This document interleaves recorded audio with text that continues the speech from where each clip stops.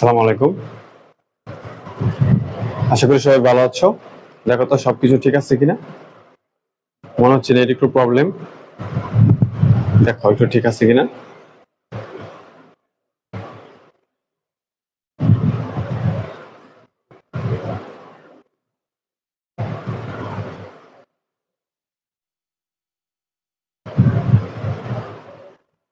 তো আজকে হচ্ছে তোমাদের জার্নালের লাস্ট ক্লাস। আজকে তোমাদের জার্নালের সকল ক্লাসের প্রবলেম সলভ করে দিব। একটু দেখো সবকিছু ঠিক আছে কিনা, আমাকে একটু জানাও।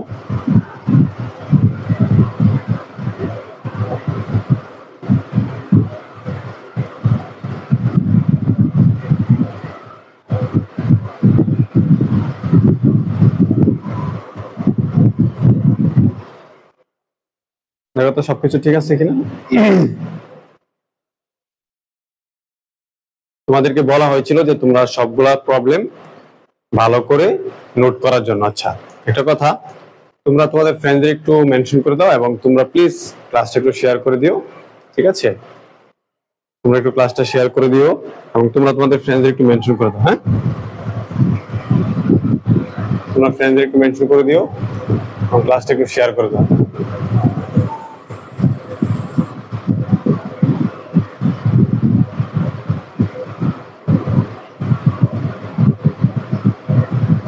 সবাই একটু ফ্রেন্ডদের মেনশন করে দাও। আর তোমাদের প্রবলেম গুলো একটু আগে বলেছিলাম যে তোমরা ইয়ে করে রাখার জন্য, রাখছো?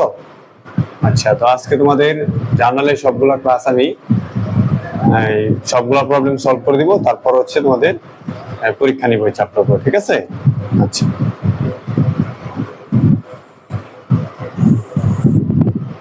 তো সবাই কি রেডি?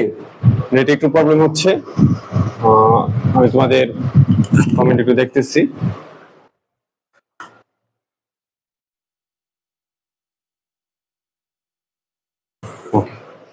হ্যাঁ, আজকের পরে ইনশাআল্লাহ তোমাদের ক্লাসে আর প্রবলেম মানে জাবেদাতে সমস্যা হবে না। হয়তো ছোটখাটো কোনো সমস্যা আছে, আজকে আমরা সেটা সলভ করে দিব। আশা করি তোমাদের আর প্রবলেম থাকবে না। ঠিক আছে? আচ্ছা,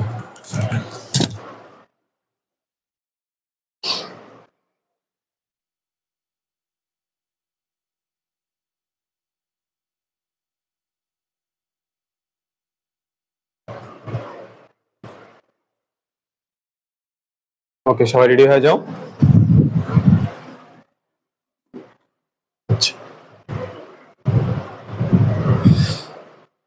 ওকে, আমি তোমাদেরকে একটু বলে দিচ্ছি যে তোমাদেরকে আমি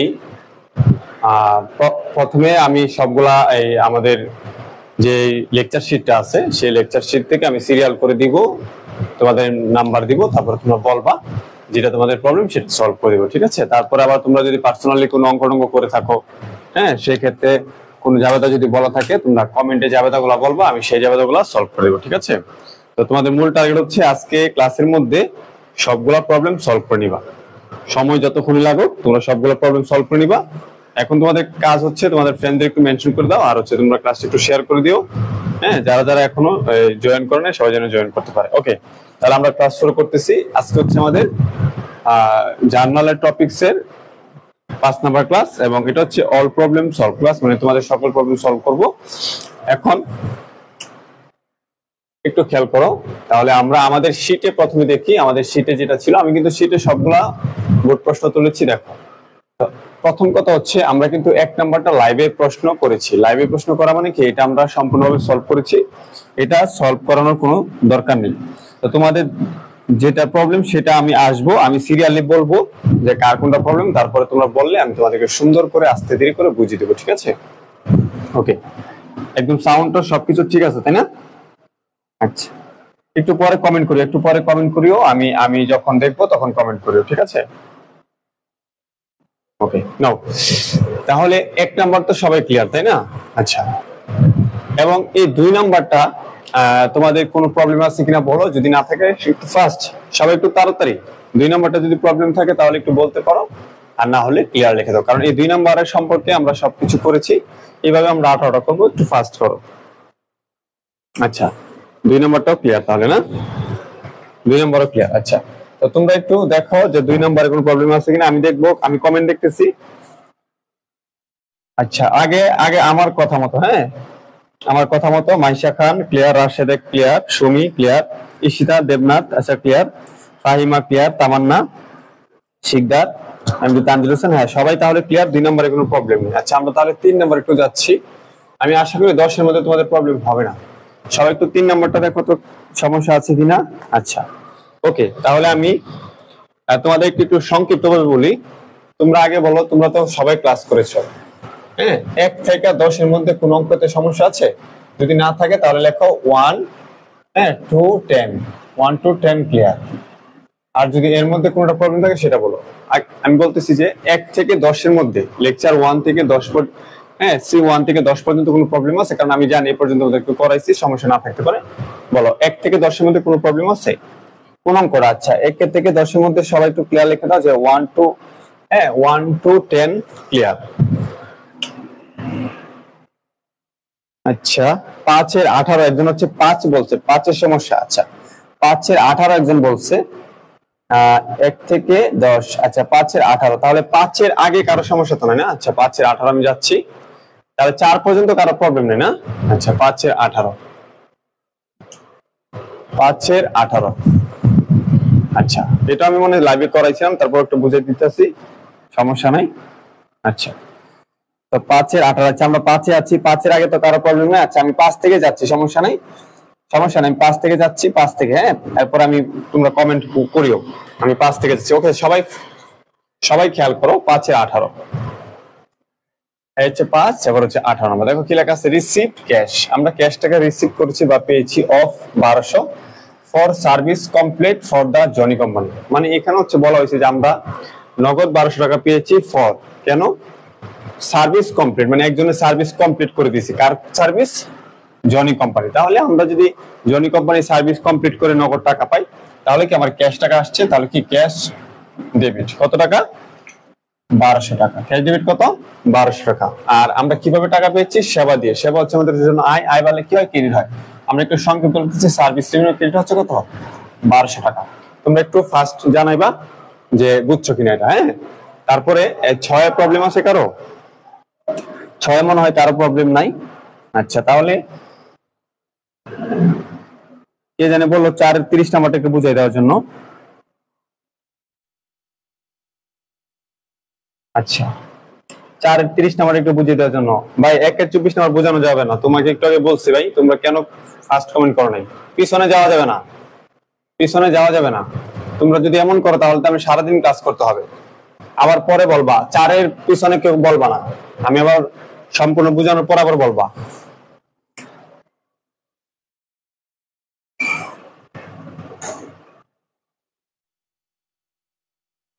আচ্ছা, হয়তো খেয়াল করো, 4-এর কত জানি বলছিলাম?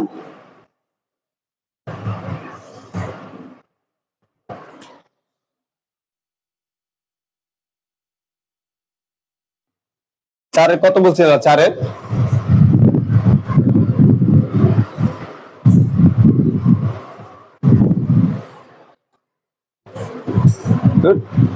সবাই আবার কমেন্ট করো, 4-এর কে জানি বলছিলাম?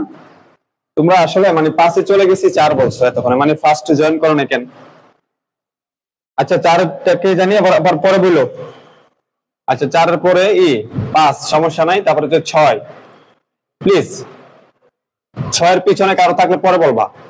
6 ক্লিয়ার লেখো আগে সবাই, আমি একটু কমেন্ট দেখতেছি। 6 ক্লিয়ার লেখো, 6 ক্লিয়ার লেখো। আমি এরপরে 7 বলবো, তারপরে 7-এর বলবো। আচ্ছা, 6-এর 10 একজন হচ্ছে 6-এর 10, 6-এর 10, 4-এর 30 পাইছি, পরে বলবো আমি 4-এর 30টা। আচ্ছা, 6-এর 10, হ্যাঁ, তাহলে 6-এর হচ্ছে 10। এটা দেখো, এটা বা এটা আমি কতবার বুঝাইছি হিসাব ছাড়া। আসলে তোমরা ক্লাস করো না, যারা ক্লাস করো তারা অবশ্যই এগুলো পারবা। 6-এর 10 বুঝাচ্ছি, দেখো 6-এর 10, 6-এর 10, 11, 20, 3টা। আল্লাহ রে, 6-এর 10, 11, 20 এগুলো তো আমি করাইছি, অনেকবার করাইছি।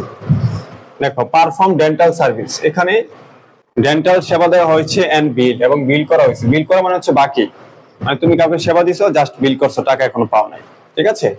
তাহলে ইন্স্যুরেন্স কোম্পানি টাকা কত? 5100। মানে কোন একটা ইন্স্যুরেন্স কোম্পানির লোকদের তুমি ডেন্টাল সার্ভিস মানে দাঁতের সেবা দিছো, জাস্ট তুমি বিল করেছো, টাকা এখনো পাও নাই। তো যাই হোক, তুমি টাকা যেহেতু পাও নাই, তাদের কাছে টাকা পাইবা দানাদার। তো অ্যাকাউন্ট রিসিভেবল ডেবিট কত? 5100। আমি গত ক্লাস এটা বুঝাইছি, ঠিক আছে আপু। তোমরা আমাকে কষ্ট দাও ঠিক আছে, কিন্তু যৌক্তিক কষ্ট দিবা, ঠিক আছে, যে কষ্টটা আমাকে দেওয়া উচিত। হ্যাঁ, আমি এগুলা করাইছি, যেগুলা করাইছি সেগুলো যদি আমার প্রশ্ন বলো, তুমি ক্লাস মিস করে যদি আমাকে কষ্ট দাও, তাহলে এটা কিন্তু ঠিক না। হ্যাঁ, এমনিতে অনেক গরম। তাহলে দেখো, অ্যাকাউন্ট রিসিভেবল ডেবিট এবং কি সার্ভিস রেভিনিউ ক্রেডিট 5100। তারপর হচ্ছে 20 নাম্বারটা একটু দেখো। 20 নাম্বার, রিসিভড টাকা 2100 cash for service perform from the Mushfiq.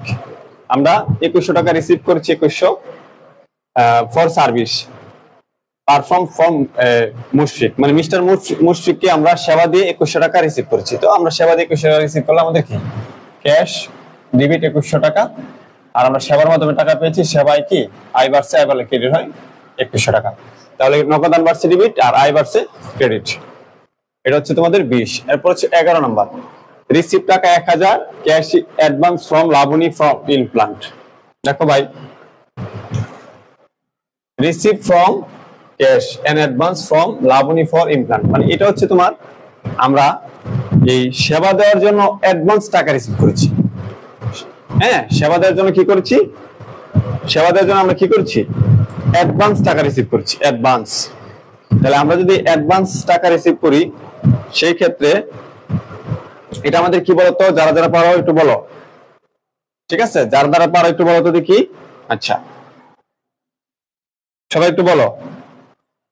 হ্যাঁ, তাহলে আমরা সেবা দেওয়ার জন্য অ্যাডভান্স নিয়েছি কেন, ইমপ্লান্ট মানে দাঁতের চিকিৎসা, মানে দাঁতের চিকিৎসা দেওয়ার জন্য। ইমপ্লান্ট মানে কি, দাঁত, দাঁতের চিকিৎসাকে বোঝানো হয় একটা, ধরো এই দাঁতের কোন একটা কি করে জানি, আচ্ছা ছড়ানো, বা মূল কথা হচ্ছে, এটা কথা হচ্ছে থেকে দাঁত ঠিক করানো বা দাঁতের কোন একটা কিছু করা। তাহলে আমরা দাঁতের কোন একটা কিছু করার জন্য লাবণী থেকে অ্যাডভান্স টাকা নিছি।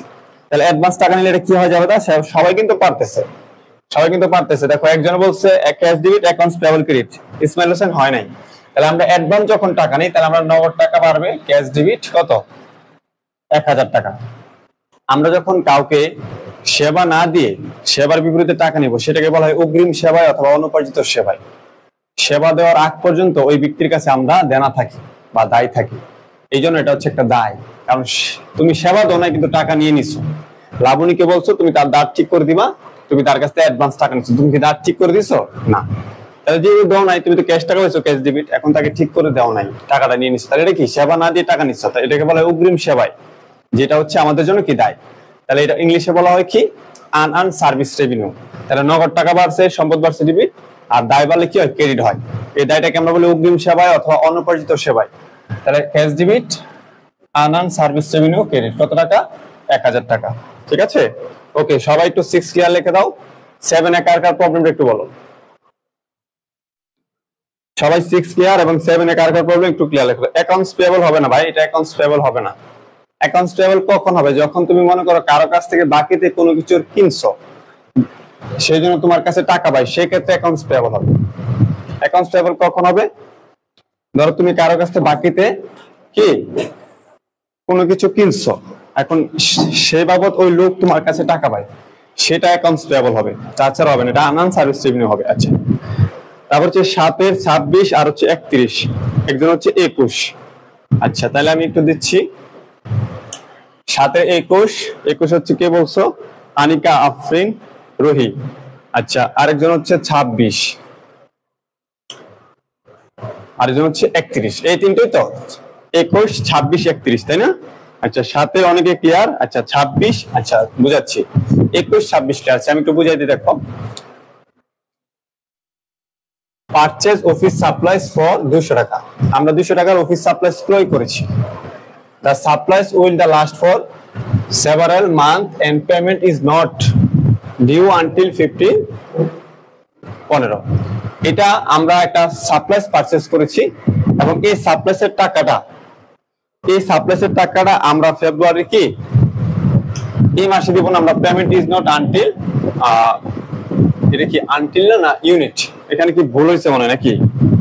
আচ্ছা দেখো,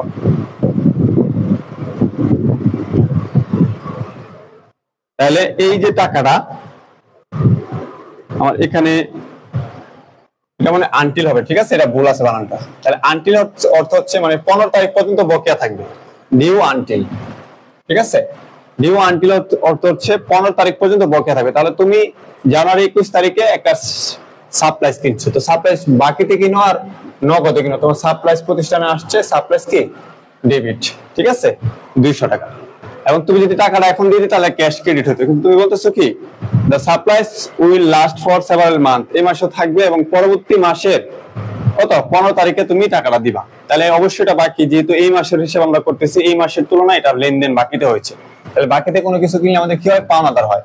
তাহলে পাওনাদার আমাদের দায় বলে কি হয় ক্রেডিট হয়, অ্যাকাউন্টস পেয়েবল ক্রেডিট। তাহলে supplies debit accounts payable credit. 21 নাম্বারটা একটু ক্লিয়ার লিখে দাও। আচ্ছা সবাই যাদের 21 নাম্বার প্রবলেম হয়েছে বুঝছো, মানে আমরা একটা সাপ্লাইজ কিনছি 2000 টাকা দিয়ে 200 টাকা দিয়ে, এটার টাকাটা আমরা এটা হচ্ছে বানানটা এখানে ভুল আছে, আনটিল ডিউ আনটিল ফেব্রুয়ারি 15, আমরা ফেব্রুয়ারি 15 তারিখে দিব, ঠিক আছে ওকে। তারপর হচ্ছে 26 নাম্বার, দেখো কি লেখছে, perform consulting service. Service consulting মানে পারফর্ম দেওয়া হয়েছে, কনসাল্টিং সার্ভিস মানে পরামর্শ সেবা। পরামর্শ সেবা কি, ওই যে দেখো না আমরা উকিলের সাথে যখন কথা বলতে যাই, উকিল আমাদের কাছে টাকা নেয় তারপরে আমাদেরকে সেবা দেয়, তো এই ধরনের সেবা। তারপরে ডাক্তারের কাছে যে আমরা যাই, ডাক্তার কি আমাদেরকে চিকিৎসা করে না, তারা শুধু জাস্ট আমাদেরকে বলে আপনি এই ওষুধটা খাবেন, এটা খাবেন, শরীর ভালো হয়ে যাবে। এবং আমরা অন্য ক্ষেত্রে চিন্তা করি, ট্যাক্সেশনের ক্ষেত্রে বিভিন্ন ভাবে আমরা অনেক সময় দেখি যে আমাদের কাছে কিছু কথা বলে তারা টাকা নিয়ে যায়। এটাকে মূলত বলা হয় পরামর্শ দিয়ে যে ইনকামটা বলা হয়, সেটাকে ইংলিশে বলা হয় কনসাল্টিং রেভিনিউ, যেটা বাংলা অর্থ হচ্ছে পরামর্শ আয় অথবা ফি। তাহলে পারফর্ম দেওয়া হয়েছে পরামর্শ সেবা, এন্ড বিল, বিল যেটা বিল করা হয়েছে এখন আমরা টাকা পাইনি, কত 2000 টাকা।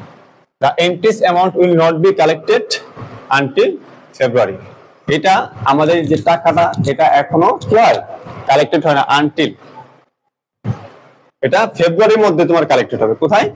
ফেব্রুয়ারির মধ্যে কালেক্ট হবে, কিন্তু আমরা তো অঙ্কটা তো জানুয়ারি, অঙ্কটা কি জানুয়ারি। এখন অঙ্কটা যদি জানুয়ারির হয়, আমরা যদি ফেব্রুয়ারির মাধ্যমে কালেক্ট করি, ফেব্রুয়ারি পর্যন্ত যদি বকেয়া থাকে বা ফেব্রুয়ারি পর্যন্ত বকেয়া থাকে, আনটিল মানে হচ্ছে কি পর্যন্ত, ফেব্রুয়ারি মানে ফেব্রুয়ারি পর্যন্ত বকেয়া, এটা কালেক্ট হবে ফেব্রুয়ারি মাসে। তাহলে ফেব্রুয়ারি মাসে যদি কালেক্ট হয়, হ্যাঁ সেই ক্ষেত্রে আমাদের, তাহলে আমরা তো এই জানুয়ারি মাসে তো এটা বকেয়া, তাহলে বকেয়াতে যদি আমরা কাউকে পরামর্শ ফ্রি দেই তাহলে আমাদের কি দানাদার বাড়বে, তাহলে কি অ্যাকাউন্ট রিসিভেবল ডেবিট কত টাকা 2000 টাকা। এবং এটা আমাদের কি কাউকে পরামর্শ সেবা দিচ্ছে, পরামর্শ সেবা দেওয়া মানে কি আয়, আয় বাড়লে ক্রেডিট হয়। এখন তুমি এখানে সার্ভিস রেভিনিউ লিখতে পারবা অথবা কনসাল্টিং রেভিনিউ লিখতে পারবে, ঠিক আছে যেটা ইচ্ছা সেটা লিখতে পারবো, কোনো সমস্যা নাই। তাহলে কি, তাহলে হচ্ছে account receivable debit, consulting revenue credit অথবা সার্ভিস রেভিনিউ ক্রেডিট, ঠিক আছে, অথবা কি সার্ভিস রেভিনিউ ক্রেডিট, হ্যাঁ লেখা যাবে, সার্ভিস রেভিনিউ লেখা যাবে। আচ্ছা এরপরে হচ্ছে আমাদের 31 নাম্বার। 31 নাম্বার কি বলছে, রেকর্ডেড 1100 টাকা utilities expense, payment is not due until February 20।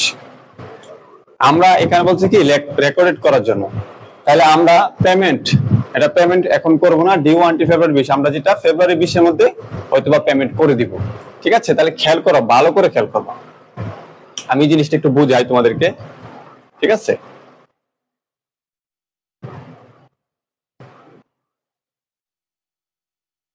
একটু বুঝাই খেয়াল করো, এটা হচ্ছে তোমাদের ইউটিলিটিস এক্সপেন্স। ইউটিলিটিস এক্সপেন্স হচ্ছে উপযোগ খরচ। কি খরচ?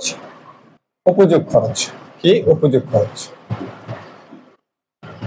উপযোগ খরচ। ইউটিলিটিস এক্সপেন্স হচ্ছে কি উপযোগ খরচ। এখন উপযোগ খরচ এখানে কিন্তু জাস্ট বলছে যে কি, এখানে কি বলছে যে রেকর্ডেড ইউটিলিটিস এক্সপেন্স, মানে তোমাকে বলছে লিখো যে ইউটিলিটিস এক্সপেন্স এত টাকা। এখন এখানে তো বলা আছে পেমেন্ট পরিশোধ ইজ নট, আমরা এখন পরিশোধ করব না, ডিউ আনটিল ফেব্রুয়ারি 20, ফেব্রুয়ারি 20 সালের মধ্যে, ফেব্রুয়ারি 20 এর মধ্যে আমরা কি করব পরিশোধ করব। তাহলে আমাদের জানুয়ারি মাসের জন্য কি বলতো, জানুয়ারি মাসের জন্য আমার ইউটিলিটিস এক্সপেন্স কি বকেয়া নাকি না, সবাই একটু বলো তো দেখি।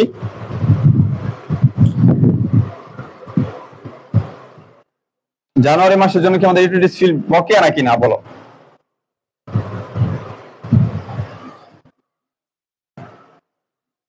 বলো তো, হ্যাঁ অবশ্যই বকেয়া। তাহলে খেয়াল করো, তাহলে আমাদের যদি একটা বিদ্যুৎ বিল বকেয়া থাকে, তাহলে আমাদের বকেয়া হোক নগদ হোক, আমরা গত মাসে বিদ্যুৎ ইউজ করেছি, আমাদের জন্য খরচ, তাহলে ইউটিলিটিস বিল মানে কি? উপযোগ বিল। বিদ্যুৎ বিল হতে পারে, গ্যাস বিল হতে পারে, পানি বিল, যে কোনো বিল হতে পারে।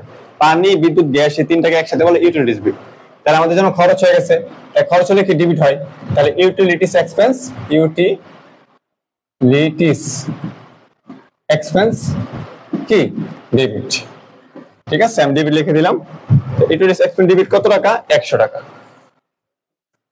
এখন তোমরা এখানে অনেকে অ্যাকাউন্টস পেয়াবল দিবা ক্রেডিট, ঠিক আছে, অ্যাকাউন্টস পেয়াবল ক্রেডিট কত? 100 টাকা, ওই যে তোমার কাছে পাবে। কিন্তু আমি বলবো অ্যাকাউন্টস পেয়াবল থেকে সুন্দর হবে তুমি যদি ইউটিলিটিস পেয়াবল দাও। কি দাও? Utilities payable. ঠিক আছে, এটার মানে হচ্ছে তোমার উপযোগ বিল খরচ ডেবিট, বকেয়া উপযোগ বিল ক্রেডিট। দেনাদার শুধুমাত্র তখনই তোমরা ইউজ করবে, আগে থেকে কারেকশন করে নাও নিজেকে। পাওনাদার শুধুমাত্র তখনই ইউজ করবা যখন তুমি কোনো কিছু কিনতে গেলে যদি তোমার কাছে কোনো ব্যক্তি টাকা পায়, সেই ক্ষেত্রে তাকে পাওনাদার বলবা। আর যদি বেতনের বকেয়া থাকে অথবা কোনো খরচের বকেয়া থাকে, সেটা ওই খরচের বকেয়াই নাম দিবা। যেমন আমরা যদি বাংলাতে বলি তাহলে উপযোগ খরচ ডেবিট, বকেয়া উপযোগ খরচ ক্রেডিট, এটা হচ্ছে সব থেকে স্ট্যান্ডার্ড। ঠিক আছে, ওকে। তাহলে আচ্ছা সবাই C7টা ক্লিয়ার লিখে দাও, এবং C8 এ কার প্রবলেম আছে একটু বলো। C7 ক্লিয়ার লেখো, এবং C8 এ কার প্রবলেম আছে কিনা বলো। C8 আমি একটু কমেন্ট দেখতেছি।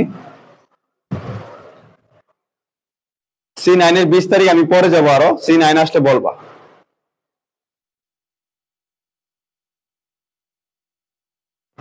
C7 ক্লিয়ার, C9 এ পরে যাবো, আগে C8। তোমরা সিরিয়াল মেনটেন করো, এই যে কমেন্টে করো, আমি কিন্তু পরে প্রবলেম হবে। আচ্ছা, এখানে তোমার একটা প্রবলেম আছে, আমি একটু বলে দিচ্ছি। C7 এর টাইটা দেখো, ইস্যু 5000, শেয়ার অফ ক্যাপিটাল 50000। এটা হচ্ছে জাস্ট ক্যাপিটালের মাধ্যমে শেয়ার, আমি বুঝিয়ে দিছি।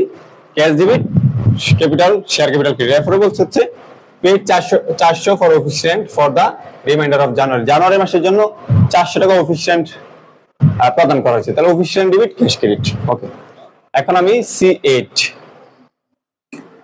এ আমি দেখি আগে C8 আগে বলো। C8 C8 এর 24-25, একজন হচ্ছে 24, একজন হচ্ছে 25। আশরাফুল কোনটার ব্যাখ্যা বুঝে দিন ভাই।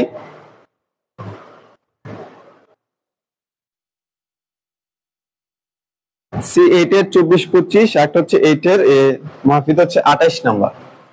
আচ্ছা, C8 এর ঋতু হচ্ছে C8 এর 2, C8 এর 2। আচ্ছা, C8 এর 2, ওকে শেষ। তাহলে C8 এর এগুলাই। আচ্ছা, আমি আবার যখন C9 বলবো তখন তোমাদের প্রবলেম বলবো। তাহলে C8 এর এগুলো তোমাদেরকে বুঝিয়ে দিচ্ছি। ওকে ওকে, তাহলে 2, 24, 25, 28। ওকে, আমি দাগ দিলাম। আচ্ছা ঠিক আছে, ওকে। তাহলে দেখো, খেয়াল করো, আমি পড়তেছি। মেড রিপেয়ার্স, রিপেয়ার করা হয়েছে, এন্ড সেন্ট এ বিল, এবং একটা বিল পাঠানো হয়েছে। মনে রাখবা, কোনো কিছু সার্ভিস দিয়েছো এবং বিল প্রদান করছো, এটা ধরে নিবা তুমি বকেয়া হয়েছে, কি বাকিতে। রিপেয়ার মানে তুমি মেরামত করছো, এন্ড সেন্ট এ বিল, একটা বিল পাঠাইছো ফর কত? 28000 টাকা, service standard of moon company. আমি এটা বুঝাইছিলাম মনে হয় লাইভ ক্লাসে। তোমরা আসলে যারা প্রবলেম বলতেছো, আমার লাইভ অঙ্কগুলোকেই তোমরা আবার প্রবলেম বলতেছো। আমি জানি না তোমরা কিভাবে ক্লাস করো। তাহলে made repairs and sent a bill, তুমি একটা রিপেয়ার করেছো, মানে কোন একটা জিনিস তুমি ঠিক করেছো, এটা হচ্ছে বুট রিপেয়ার কোম্পানি ঠিক করেছো for service standard of moon company. Moon কোম্পানির রিপেয়ারের কাজ করে দিছো, তাহলে তারা কিন্তু টাকা দেয় না। দেখো লেখা আছে Saint a bill. Saint a বিল মানে কি? তুমি বিলটা পাঠাইছো, টাকা পাও না। তাহলে যাবো দেখি বাকিতে সেবা দিচ্ছ, তাহলে অ্যাকাউন্ট রিসিভেবল ডেবিট, আর কি সার্ভিস রেভিনিউ ক্রেডিট, কত টাকা? 28000 টাকা। ঠিক আছে, ওকে।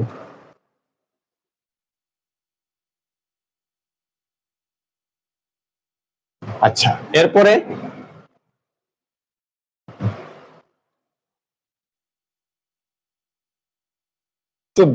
Receive a cheque. Receive a cheque, আমরা একটা চেক রিসিভ করেছি। আমরা একটা চেক কি করেছি? রিসিভ করেছি ফর 22000 টাকা, representing collection of the receivable November 2। আমরা একটা চেক রিসিভ করেছি যেটা রিপ্রেজেন্ট করা হয়েছে কালেকশন অফ কত? Receivable November 2। নভেম্বর 2 তারিখে আমরা যে মুন কোম্পানিকে বাকিতে সেবা দিছিলাম, রিসিভ এ চেক, তারা আমাদেরকে একটা চেক দিছে। চেক দেওয়া মানে হচ্ছে আমাদের ব্যাংকের টাকা বাড়া, ঠিক আছে? চেক দেওয়া মানে কি? ব্যাংক টাকা বাড়া। আগে একটা সময় ধরা হতো যে চেক টাকা বাড়া মানে সে নগদ বাড়া, কিন্তু এটা আরো 10 বছর হয়ে গেছে, চেঞ্জ হচ্ছে যে চেক আসা মানে কি? ব্যাংকের টাকা আসা। আচ্ছা, তাহলে আমরা একটা চেক পেয়েছি। চেক পাওয়া মানে কি? আমাদের ব্যাংক বাড়ছে, ব্যাংক সম্পদ, ব্যাংক কি? ডেবিট।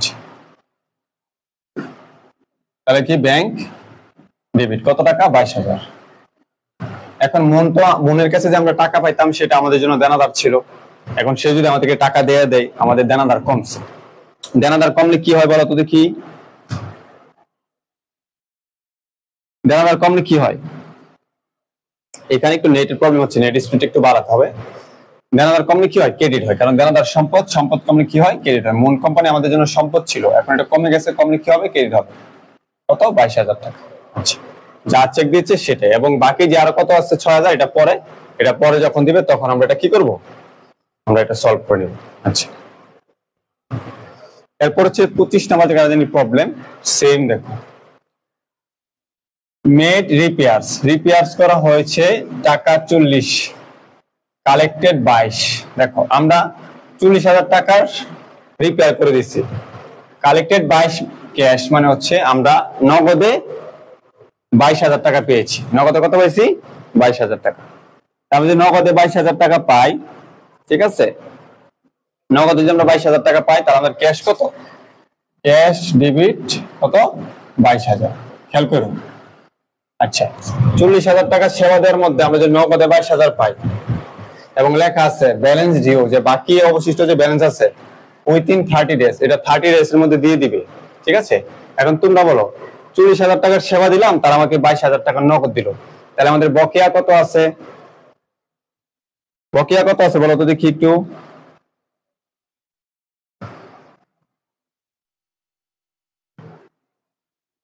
বকেয়া কত আছে বলো?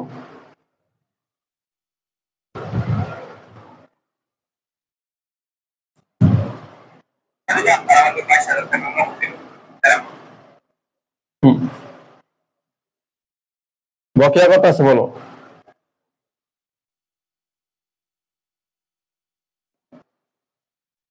বকেয়া আছে 18,000। কত আছে? 18,000। তাহলে 18,000 যে বকেয়া, আমি তার কাছে অবশ্যই 18,000 টাকা পাই, তাহলে আমি যেটা পাই সেটা দেনাদার সম্পদ বাড়ছে, বাড়লে কি হয়? ডেবিট হয়। তাহলে 18,000 টাকা ডেবিট। এখন আমি নগদে সেবা দিলাম 22,000, বকেয়া দিলাম 18,000, টোটাল আমি সেবা দিলাম কত? 24,000। তাহলে এটা আমার জন্য আয় হয়েছে। তো সেবা আয় বাড়লে কি হয়? ক্রেডিট হয়। তাহলে সেবায় কত? 40,000 টাকা ক্রেডিট। ঠিক আছে, ওকে, আশা করি এটা বুঝতে পারছো। এরপর হচ্ছে 28 নাম্বার, একটু মনোযোগ দিবা। সেন্ট চেক মানে আমরা একটা চেক পাঠাইছি ইন পেমেন্টের জন্য of the liability incurred November 7। Sent cheque, আমরা একটা চেক পাঠাইছি ইন পেমেন্টের জন্য অফ দা লাইবিলিটি, যেটা লাইবিলিটি, ঠিক আছে, ইনকার্ড ঘটেছে, যে লাইবিলিটিটা ঘটেছে, অফ দা লাইবিলিটি ইনকার্ড, যে লাইবিলিটি ঘটেছে November 7। আমরা November 7 চেক করবো। দেখো এই যে November 7, তো November 7 দেখো আমরা একটা অ্যাডভার্টাইজমেন্ট বিল দিছিলাম, কত? 2,000 টাকা আর একটা অ্যাডভার্টাইজমেন্ট বিল দিছিলাম। তাহলে সেটা আমাদের জন্য কি ছিল? বকেয়া ছিল। এখন আমরা একটা চেক দিয়ে দিছি, তাহলে আমাদের যদি বকেয়া ছিল অ্যাডভার্টাইজিং বিল না, তাহলে অ্যাডভার্টাইজিং পেয়াবল যে বকেয়াটা আমার ছিল, অ্যাডভার্টাইজিং পেয়াবল আমাদের যে বকেয়াটা ছিল সেটাকে ডেবিট। কত টাকা? কত? 2,000 টাকা। ওকে, এবং আমরা যেহেতু চেক দিয়েছি, আমাদের ব্যাংক থেকে টাকা কমে যাবে, কারণ আমরা চেক দিয়ে আসছি মানে কি, সেই লোকে চেক দেখায় ব্যাংক থেকে টাকা নেবে, তার মানে আমার অ্যাকাউন্ট থেকে টাকা কমে যাবে। ব্যাংক ক্রেডিট কত? 2,000 টাকা। ওকে, তাহলে সবাই একটু C8 ক্লিয়ার লিখে দাও, আর অনেক অঙ্ক আছে কিন্তু C8 ক্লিয়ার লিখে দাও। তারপর আমরা C9 কার প্রবলেম আছে বলো?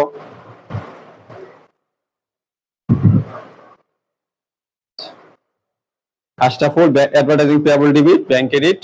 মাহমুদা ঠিক আছে, মাইশা খান ঠিক আছে, পুষ্পিতা দাস ঠিক আছে, আরিকা। স্যার আমার এখানে এখনো নেট প্রবলেম বের হয়ে, হ্যাঁ একটু নেট প্রবলেমই আসলে রাতে। আচ্ছা, একটু পরে কিন্তু আমাদের কঠিন কিছু ম্যাথ আসবে, আমি দেখেছি তোমাদের হয়তো বা এগুলো একটু বুঝাই দিলে সুবিধা হবে।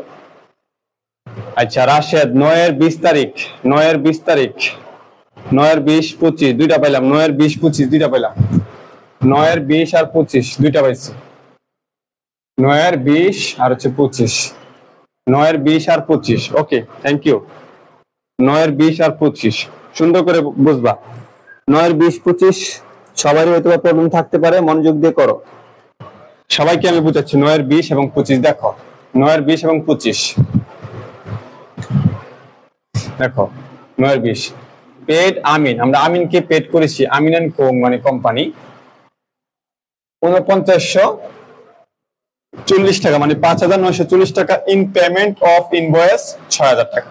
দেখো আমরা আমিনকে 5940 টাকা পেমেন্ট করেছি of invoice, of payment of invoice, যেটার পেমেন্ট ছিল কত 6000 টাকা, লেস 1% ডিসকাউন্ট। একটু ভালো করে খেয়াল করো, এখানে একজন ব্যক্তি যেটা আমিন এন্ড কো আমাদের কাছে ইনভয়েস বাবদ মানে চালান বাবদ সে 6000 টাকা পাইতো, এখন সে আমাদেরকে ডিসকাউন্ট দিয়েছে 1%। খেয়াল করো 1% ডিসকাউন্টে আমাদেরকে আমরা ডিসকাউন্ট পেয়েছি, আমরা 1% ডিসকাউন্ট বাদে তাকে আমরা কত দিয়েছি 5940 টাকা। একটু মনোযোগ দাও, কোন এক ব্যক্তি আমার কাছে 6000 টাকা পাইতো, এটা আমার জন্য কি বলতো অ্যাকাউন্টস পেয়াবল, এটা কি আমাদের জন্য অ্যাকাউন্টস পেয়াবল। এখন আমি টাকা দেওয়ার জন্য সময় সে আমাকে বলছে 1% কম দিবেন, তো 1% কম দিতে আমি তাকে দিয়েছিলাম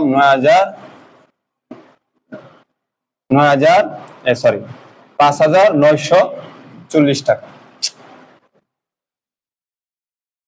5940 টাকা নাকি, এটা তো ছিল হ্যাঁ 5940 টাকা। তাহলে এক ব্যক্তি আমার কাছে 6000 টাকা পাইতো, কত পাইতো 6000। এখন 1% ডিসকাউন্টে আমি তাকে পেমেন্ট করেছি কত 5940 টাকা। শোন, কোন ব্যক্তি যদি আমাকে ছাড় দেয় এটা আমার জন্য কি আয় না ব্যয় বলতো? কোন এক ব্যক্তি আমার কাছে টাকা পাইবো, এখন ওই ব্যক্তি যদি আমাকে ছাড় দেয় বা ডিসকাউন্ট দেয় এটা কি আমার জন্য আয় নাকি ব্যয়?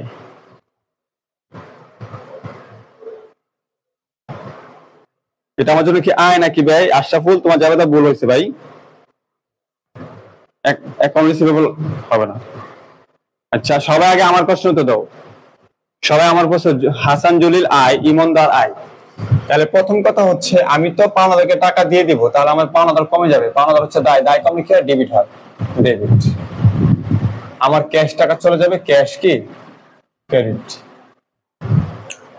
এরপর তোমরা বলতেছো যে ডিসকাউন্ট পাইলে আয় হয়, তাহলে আমার যদি আয় হয় তাহলে আমার আয় বাড়ছে, আয় বাড়লে কি হয় ক্রেডিট হয়। আয়টার নাম কি ডিসকাউন্ট রিসিভ। ডিসকাউন্ট কি সিই, আচ্ছা যাই হোক ডিসকাউন্ট রিসিভ। আচ্ছা তাহলে খেয়াল করো, আমার কাছে ওই লোকে পাইতো 6000, আমি তার দিছি কত 5940, তাহলে আমার ক্যাশ টাকা কমছে 5940, ক্যাশ ক্রেডিট, ঠিক আছে।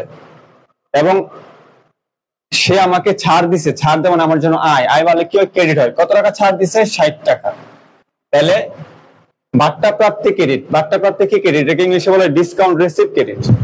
এখন আমি তাকে দিছি 5940 টাকা এবং সে আমাকে ছাড় দিছে 60 টাকা, তাহলে টোটাল আমার পাওনাদার কত কমছে 6000। পাওনাদার কমলে কি হয় ডেবিট হয়, পাওনাদার দায়, দায় কমলে কি হয় ডেবিট হয়, তাহলে 6000 টাকা ডেবিট। তাহলে আমার অ্যাকাউন্টস পেয়েবল ডেবিট 6000 টাকা, আমার দায় কমছে, নগদ টাকা কমছে ক্রেডিট, এবং আমি ছাড় পেয়েছি, ছাড় পাওয়াটা ক্রেডিট। তাহলে আমি ছাড় পেলাম 60 টাকা, তাকে দিলাম 5940 টাকা, তাহলে টোটাল আমার দায় কমছে 6000 টাকা। সবাই একটু ক্লিয়ার লিখে দাও।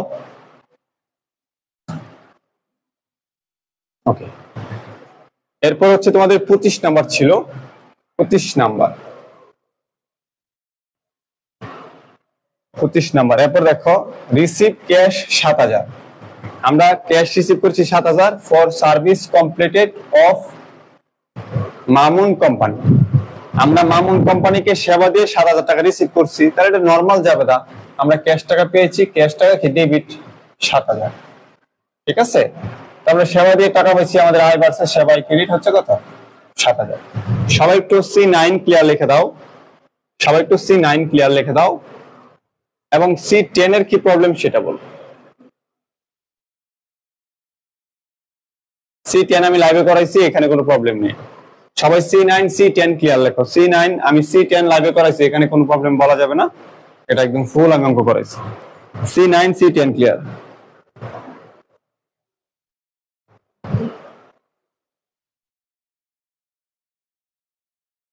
যে তারিখে কোনো হিসাব নাই ওই তারিখে নো ট্রানজেকশন লিখে দিবা, সমস্যা নেই। C9 C10 ক্লিয়ার লিখে দাও।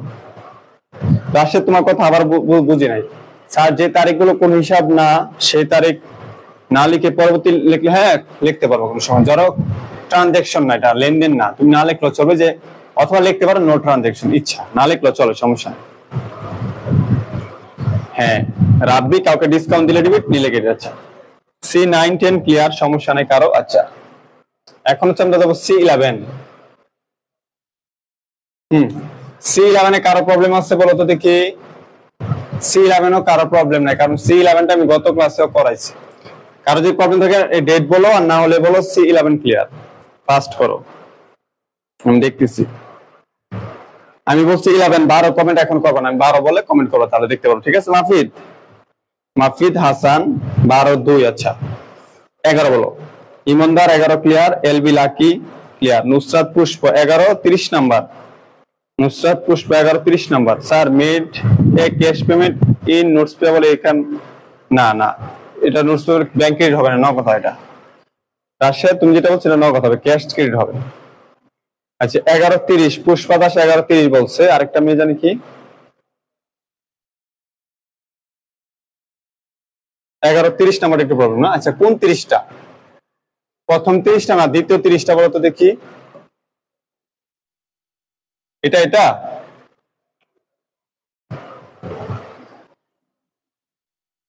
আচ্ছা আমি এটা বুঝাই দেই, এটা মনে তোমরা পারো। এটা হচ্ছে receive 8,900 cash in admission free, এটা হচ্ছে cash debit admission free credit. আর এটা হচ্ছে paid 900 on balance on for কি advertising in card on April 8।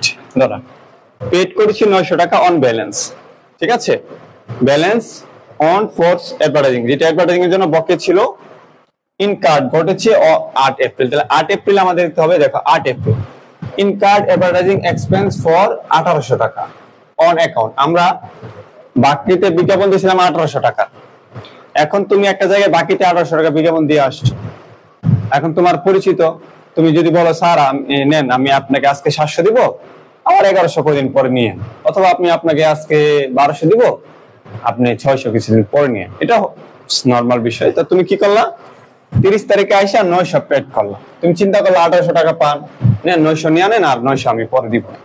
আচ্ছা তাহলে 900 টাকা তুমি পেড করছো, তাহলে তোমার বকেয়া বিজ্ঞাপন বাবদ 900 টাকা তুমি পেড করছো, এটা দায় ছিল, দায় কমবে। তাহলে কি অ্যাডভার্টাইজিং পেয়াবল ডেবিট, কি অ্যাডভার্টাইজিং পেয়াবল ডেবিট, তোমার দায় ছিল, দায় কমছে, ডেবিট কত টাকা 900 দিছো, 900 এবং তোমার ক্যাশ টাকা চলে গেছে, ক্যাশ ক্রেডিট কত 900। তাহলে অ্যাডভার্টাইজিং পেয়াবল ডেবিট হচ্ছে 900, ক্যাশ ক্রেডিট হচ্ছে 900। আশা করি বুঝতে পেরেছো সবাই। C11 ক্লিয়ার লেখো, এবং C12 এর কোনটা কোনটা প্রবলেম একটু বলো। C12 এর 2 একটা প্রবলেম ছিল, কে জানি বলছো 2। আচ্ছা C12 এর 2 প্রবলেম বলছিল, ঠিক আছে 2।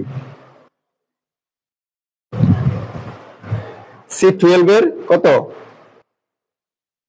আচ্ছা বুঝছো পুষ্পিতা দাস, বুঝছো?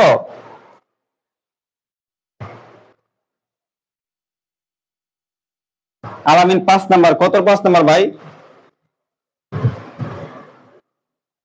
C11 4, C11 এখন ভাই অনেক প্রবলেম বলতেছে, দেখছো এতক্ষণ বলছ না। C11 25 তোমরা ভাই, C11 5 কোনটা রে ভাই? C11 তো 5ই নাই। আলামিন তুমি কি কমেন্ট করছো ভাই? C11 25 এর সমস্যা খারাপ ভাই। এই 25 নাম্বার আমি বুঝাইছি, এই 25 নাম্বার যারা লাস্ট ক্লাস দেখছো দেখে নিবা 25 নাম্বার, ঠিক আছে। এটা হচ্ছে ক্যাশ ডেবিট আনআনসার স্ট্রিমিং ক্রেডিট। যারা প্রবলেম সলভের কথাগুলো বলতেছো দয়া করে আগের ক্লাসগুলো দেখে নিবা, ঠিক আছে। তোমরা যদি ক্লাস না দেখে প্রবলেমের কথা বলো, তাহলে আমি যে অঙ্কগুলো বুঝাইছি সেগুলো আবার বুঝাইতে হবে, তাহলে আমাদের ক্লাসটা অনেক বড় হয়ে যাবে। তোমাদের যে রিয়েল যে প্রবলেমগুলো সেগুলো সলভ করতে আমাদের কষ্ট হয়ে যাবে, বুঝছো? এটা তোমরা পারবা, 25 নম্বরটা আমাদের গত ক্লাসটা দেখলে হবে। তারপর আমি বলে দিলাম ক্যাশ ডেবিট, আনআন সার্ভিস রেভিনিউ ক্রেডিট। ঠিক আছে, এটা হচ্ছে আমরা সেবা না দিয়ে টাকা নিয়েছি। আচ্ছা 11/4টা কি জানি বললো, 11/4 কোনটা? এই যে এটা ভাই, তুমি 11/4 এই যে এটা না, পারচেস ল্যান্ড কস্টিং কত 30,000 টাকা। এটা ল্যান্ড, ল্যান্ড মানে কি জমি কিনছো, জমি অথবা ভূমি, তাহলে ল্যান্ড ডেবিট ক্যাশ ক্রেডিট শেষ। ওকে, আমি একটু 12 নম্বরটা দেখতেছি।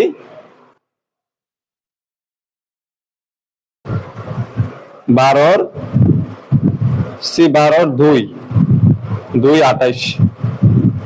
আচ্ছা 2/28। আচ্ছা আগে দুইটা বুঝাই। পারচেজ ভ্যান ফর ডেলিভারিজ, আমরা একটা পারচেজ করেছি, ক্রয় করেছি এ ভ্যান, একটা ভ্যান ফর ডেলিভারি, ডেলিভারি দেওয়ার জন্য। যদি দেখো না, ডেলিভারি দেওয়ার জন্য আমরা ভ্যান গাড়ি এটা সেটা কিনি। টাকা হচ্ছে কত? 10,000। Mister Moon paid 2,000 in cash and sign. এখানে একটা ডেলিভারি ভ্যান ক্রয় করেছি যেটা মূল্য 10,000। মিস্টার মুন পেড কত? 2,000। আমরা নগদে 2,000 টাকা পেড করেছি। ধরো আমরা এই ব্যবসার কর্মচারী, পেড করেছি cash and signed and notes payable, এবং আমরা একটা নোট পেয়াবলের জন্য সাইন করেছি ফর দ্য রিমাইনিং ব্যালেন্স, মানে অবশিষ্ট টাকার জন্য। তাহলে খেয়াল করো, আমরা ভ্যান কিনছি, তাহলে ভ্যান কি ডেবিট। তুমি কিন্তু লিখতে পারবা যে ডেলিভারি ইকুইপমেন্ট, অথবা না ভ্যান লিখতে চলে, ভ্যান একটা সম্পদ, তাহলে কি লিখবা? ভ্যান, অথবা মোটর ভ্যান। তাহলে মোটর ভ্যান ডেবিট কত? 10,000 টাকা মোটর ভ্যান আসছে প্রতিষ্ঠানে, ডেবিট সম্পদ আসছে ডেবিট, এবং আমাদের ক্যাশ টাকা চলে গেছে কি ক্যাশ, ক্রেডিট হচ্ছে 2,000 টাকা। এখন বাকি যে 8,000 টাকা আছে সেটার জন্য আমরা নোটে সাইন করেছি। তা আমি যে একটা নোটে সাইন করলাম, আমরা দুইজন যার কাছ থেকে কিনছি এবং আমরা দুইজনে মিলে এটা সাইন করছি। এই নোটের মাধ্যমে আমার একটা দায় তৈরি হয়েছে। কি দায়? এই নোটের মাধ্যমে আমি তাকে বলছি যে আপনাকে আমি 8,000 টাকা দিব, এবং সেটা আমি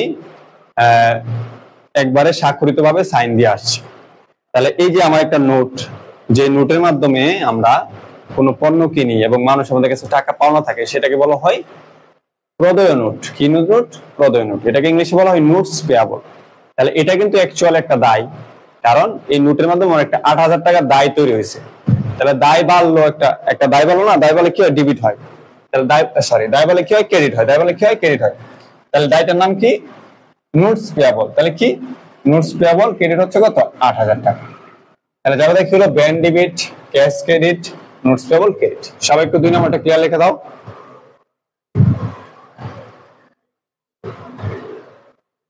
এরপর হচ্ছে C12/28, C12/28, C12/28, 12/17/28।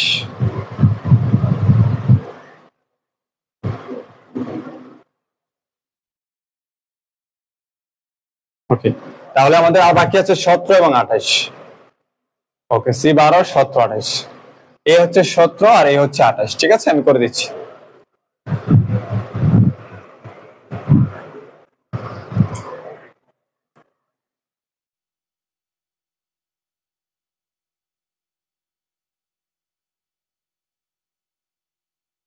ওকে,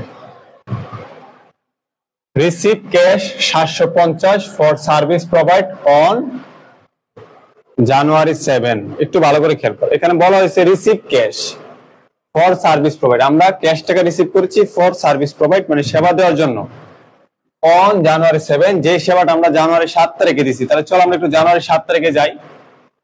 দেখো, জানুয়ারি 7 তারিখে পারফর্ম 2400 টাকা অফ সার্ভিস অন অ্যাকাউন্ট। দেখো ভালো করে, জানুয়ারি 7 তারিখে আমরা বাকিতে সেবা দিয়েছিলাম 2400 টাকা। সেই সুবাদে এখানে বলা আছে, সরি এটা receive cash 750 for service provide on January 7। আমরা যে জানুয়ারি 7 তারিখে সেবা দিয়েছিলাম, সেই সেবা বাবদ আমরা কি 750 টাকা পাইছি।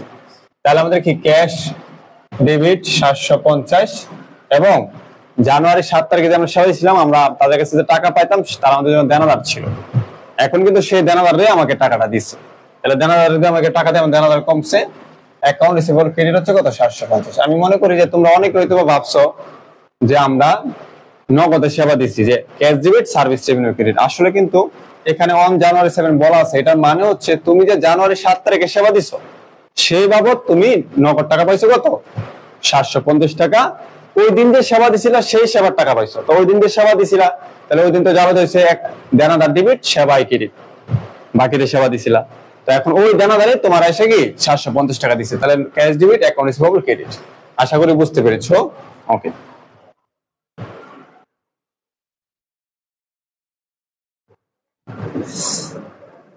আচ্ছা এরপরে 28 নাম্বারটা একটু বুঝো ভালো করে। 28 নাম্বারটা মজা পাইবা। রিসিভ ক্যাশ 1600 টাকা as a full settlement of remaining money for service provide on January 7। মজার একটা অনেক মনোযোগ দিবা, অনেক ভালো লাগবে তোমাদের। বলছে রিসিভ ক্যাশ, আমরা টাকা পেয়েছি 1600 এজ এ ফুল সেটেলমেন্ট, পূর্ণ নিষ্পত্তি। পূর্ণ নিষ্পত্তি শুনছো তোমরা আগে? আমি তোমাদেরকে একটু পূর্ণ নিষ্পত্তি শোনাই, ভালো করে বুঝালো। ধরো এখানে রুহি নামে একটা মেয়ে আছে যে কমেন্ট করে আমাদের এখানে, তোমাদের সাথে পড়ে। হ্যাঁ, তো রুহির একটা ফ্রেন্ড মনে করো তার কাছ থেকে 500 টাকা ধার নিচ্ছে। কত টাকা? 500।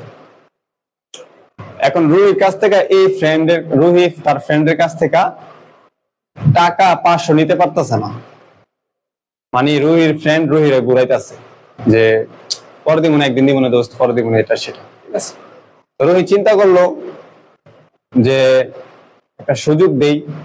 তো ওরে বললো যে আচ্ছা তোর কাছে আমি 500 টাকা পাই, তুই আমার 400 টাকা দে, বাকি টাকা আমি তোর কাছ থেকে চাম না। এই যে 500 টাকার লেনদেনটা 400 টাকায় ওই কমপ্লিট করে দিল, এটাকে বাংলাতে বলে পূর্ণ নিষ্পত্তি। মানে এই লেনদেনটা পুরো নিষ্পত্তি হয়ে যাবে, বুঝছো? তাহলে 500 টাকা পাইতো, 400 টাকা দিলে সে আর বলছে 100 টাকা আমি দাবি করবো না। এই যে লেনদেনটা নিষ্পত্তি হচ্ছে, এটাকে বলা হয় পূর্ণ নিষ্পত্তি, অথবা ইংলিশে বলে ফুল সেটেলমেন্ট। ঠিক আছে, তাহলে এখন দেখো রুহির অবস্থাটা কি হলো। রুহি কিন্তু এখানে 100 টাকা লস হয়েছে, রুহি কি 100 টাকা লস হয়েছে। তো এখানে বিষয়টা সেম।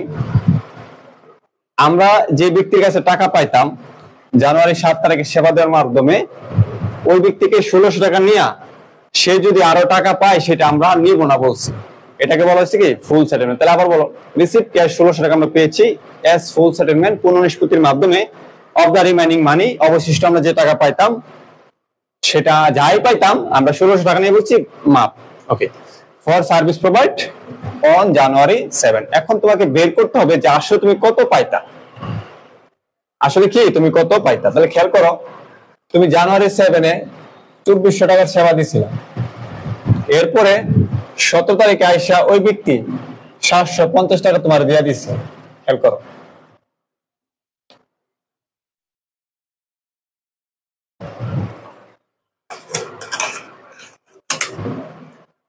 তাহলে 2400 পাইতা, সে লোকে 750 টাকা তোমাকে কত তারিখে, এই যে 17 তারিখে দিয়ে দিচ্ছে। তাহলে তার কাছে এখন কত পাও তুমি? 1650। এখন তুমি বলতেছো যে তুমি 1600 টাকা নিয়া তার কাছে যা পাইতা সেটা পূর্ণ নিষ্পত্তি, মানে তুমি সে টাকা তোমার লাগবে না। তাহলে তুমি পাইতা 1650, তুমি নিলা 1600, তাকে বলছো যে 50 টাকা আপনার দেওয়া লাগবে না। বিজনেসের খাতে এটা কিন্তু হয়। আমি কিন্তু 10 বছর বিজনেস করেছি, 10 বছর। ঠিক আছে, আমি 2010 সাল থেকে 19 সাল প্লাস আমি বিজনেস করেছি। যখন আমি ক্লাস 8-এ পড়ি তখন আমি ব্যবসা করেছি, অনার্সে ওঠার পরে আমি ব্যবসা ছাড়ছি। ঠিক আছে, তার মানে আমি নিজেই কিন্তু সবকিছু পরিচালনা করতাম। তো 1 বছর ব্যবসা করার পরে যখন ঈদের সময় টাকা নিতে যাইতাম, ধরো আমি পাই 12,000, আমার দিত 10,000, বুঝছো? তো এখন আর বলতো কি আর পাবো না, 1 বছর ব্যবসা করছি, তোর সাথে 2000 টাকা নিস না, মাফ করে দেয়, এরকম এরকম আমরা যতটুকু পারতাম নিতাম। তো একটা সময় দেখা গেছে কি 12,000 থেকে 500 টাকা হইলো কম দিত, তাহলে এই টাকাটা কিন্তু আমরা দাবি করতে পারতাম না। তো এখন আমরা এই 1600 টাকার মধ্যে যে 1650 টাকার মধ্যে আমরা 1600 টাকা পাইলাম, 50 টাকা সে দিবে না সেটা আমরা দাবি করতে পারবো না। এখন তোমরা বলতো যে এই যে 50 টাকা আমি তাকে ছাড় দিলাম, এটা আমার জন্য কি আয় হইলো নাকি ব্যয় হইলো?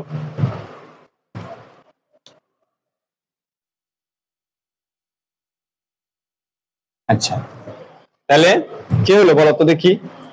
আমরা যে 750 টাকা যে কি করলাম, সরি 50 টাকাতে ছাড় দিলাম, এটা আমার জন্য আয় হইলো নাকি ব্যয় হইলো? এটা তো ডিস্টার্ব করতেছে, বলার মতো না।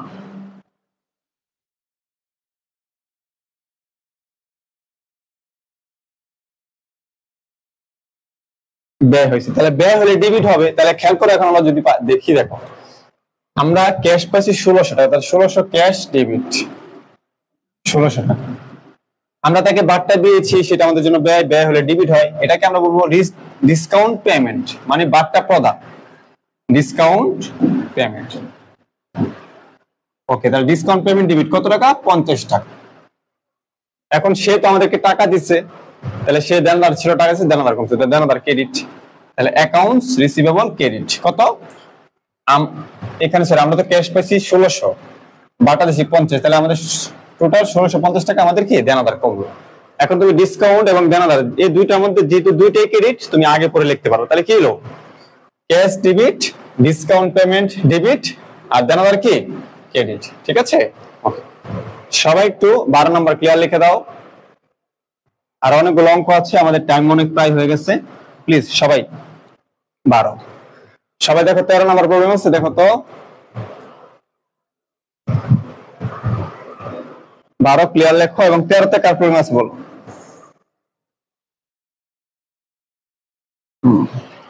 13 বলো তো। ঈশিতা দেব 13 29, 3 নাম্বার। আচ্ছা 3 29, 13 হচ্ছে 3,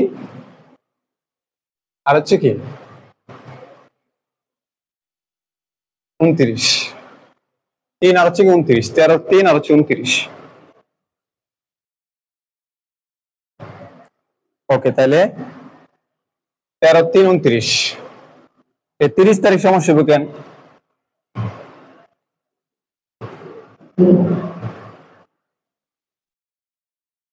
3 29, 3 29, 3 29। আচ্ছা 3 29 দুইটা আছে, খেয়াল করো। 3 পারচেজ পেপার, আচ্ছা দেখতে হবে the following transaction of in books of Zubair of the month of September 2022। আচ্ছা দেখো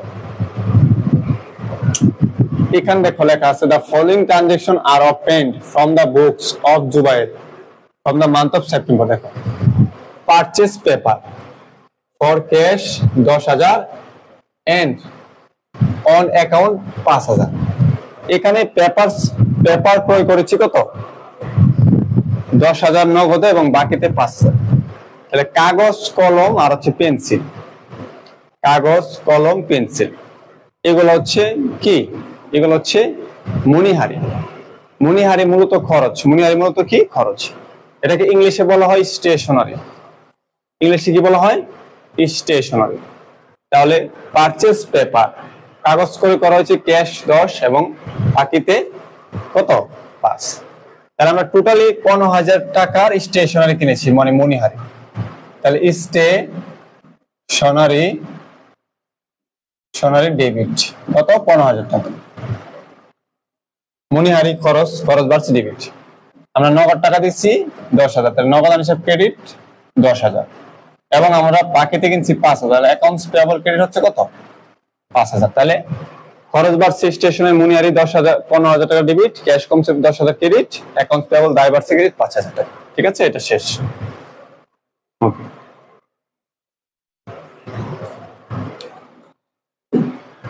29 নাম্বার পেড 4,000 ফর স্যালারিজ। এতটুকু হচ্ছে একটা লেনদেন। ঠিক আছে, একটা লেনদেন পেড 4,000 ফর স্যালারিজ। তাহলে এটা যাবে হবে হচ্ছে তোমার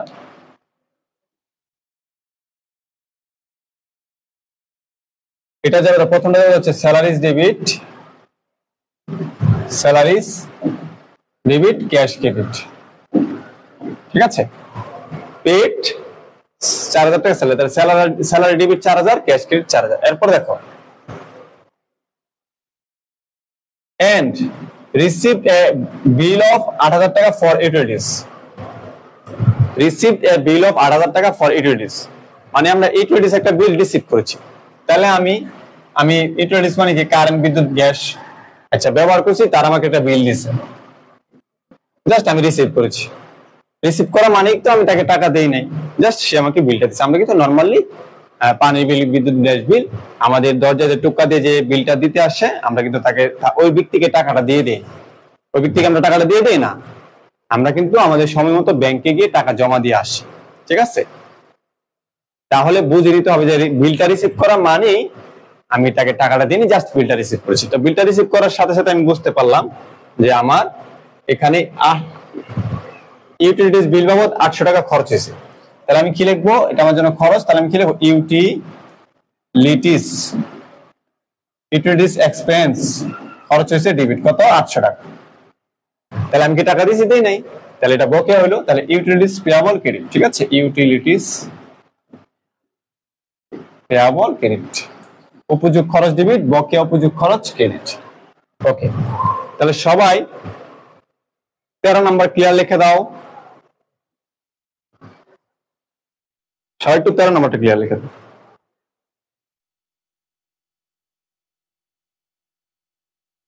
না, স্টেশনারি না লিখে পারচেজ পেপার লেখা যাবে না, কারণ যদি এটা পেপারের ব্যবসা হইতো তখন আমরা লিখতাম পারচেজ ডেবিট। ঠিক আছে, যেহেতু এটা কিছু বলা নাই, মানে এটা হচ্ছে আমাদের মনিহারি হিসেবে ধরে নিতে হবে, মনিহারি খরচ। তো কাগজ কলম পেন্সিলের একটা নাম আছে মনিহারি, মনিহারি লিখতে হবে। ঠিক আছে, পারচেজ মনিহারি লেখা যাবে না। হ্যাঁ, এখানে দুইটা লেনদেন, 29 তারিখে দুইটা লেনদেন, সেজন্য দুইটা জানালা হয়েছে, এখানে দুইটা লেনদেন। ঠিক আছে, আচ্ছা এরপরে দেখো C14 নাম্বার কারো প্রবলেম আছে? C14 28 নাম্বারটা কিন্তু পারবা এখন। এই যে C14 সেম, আমি 28 নাম্বারটা পারবা, এটা একদম সেম আগের মতো, এখানে প্রবলেম হবে না আশা করি, কারণ এটা সেটেলমেন্ট আমি বুঝাইছি একটু আগে। ওইটার সেম একটু আগে যে আমরা করেছিলাম সেটা নভেম্বর 7, এই যে এটা আমরা 3200 টাকার সেবা দিছি। আচ্ছা C14 নাম্বার একটু দেখো তো, 14 31 28 30 30 31 28 30 31 28 14/2 ভাই, এটা একটু আগে বুঝাইছি ভাই। পারচেজ ডেলিভারি ভ্যান একটু আগে আমি এটা বুঝাইছি। একটা ডেলিভারি ভ্যান ক্রয় করা হয়েছে, ডেলিভারি ভ্যান ডেবিট 15,000 টাকা, ক্যাশ পেড করেছে, ক্যাশ ক্রেডিট হচ্ছে 5,000, আর বাকি হচ্ছে নোটস পেয়েবল ক্রেডিট 5,000। একটু আগে ভাই বুঝাইছি সেম, ওইটার সেম অঙ্ক এটা, ওইটার সেম অঙ্ক এটা, বুঝছো? জাস্ট অ্যামাউন্ট গুলো চেঞ্জ।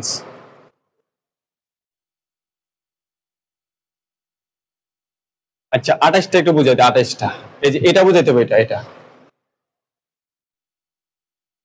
দেখো 28টা দেখো, এখানে আমরা 3200 টাকা সেবা দিছিলাম, 28 টাকা জানুয়ারি 7, 3200 টাকা সেবা দিছিলাম, আমরা তাদের কাছে 3200 টাকা পাইতাম। তাহলে account receivable debit, service revenue credit 3200। এরপর দেখো আবার এই যে 18 তারিখে 1200 টাকা আমরা পেয়েছি, জানুয়ারি দেখো লেখা আছে receive 1200 for service provide on January 7, আমরা 1200 টাকা পেয়ে গেছি। তাহলে 1200 টাকা পাইলে কি cash debit, account receivable credit, একটু আগে যেটা করেছিলাম। তাহলে আমরা তাদের কাছে এখন কত পাই? 2000 টাকা। এখন 2000 টাকার মধ্যে 28 টাকা বলছে receivable 1850, full settlement of the remaining money for service provide on January 7।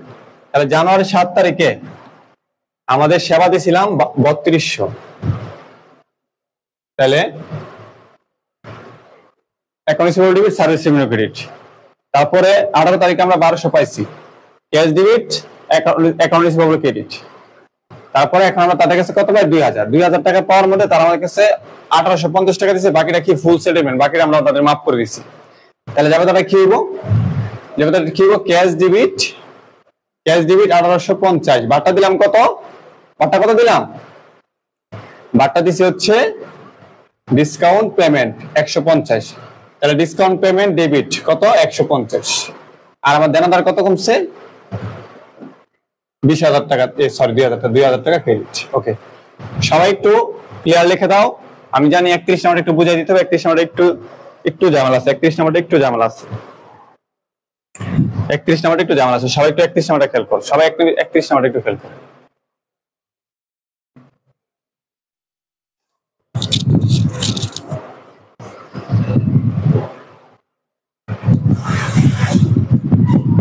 আচ্ছা দেখো 31 নাম্বার দেখো, purchase supplies for 700 on account. আচ্ছা বলো তো সাপ্লাইজ কি? সাপ্লাইজ কি সম্পদ, দায়, আয়, মূলধন না উত্তোলন? সাপ্লাইজ কি একটু বলো তো দেখি।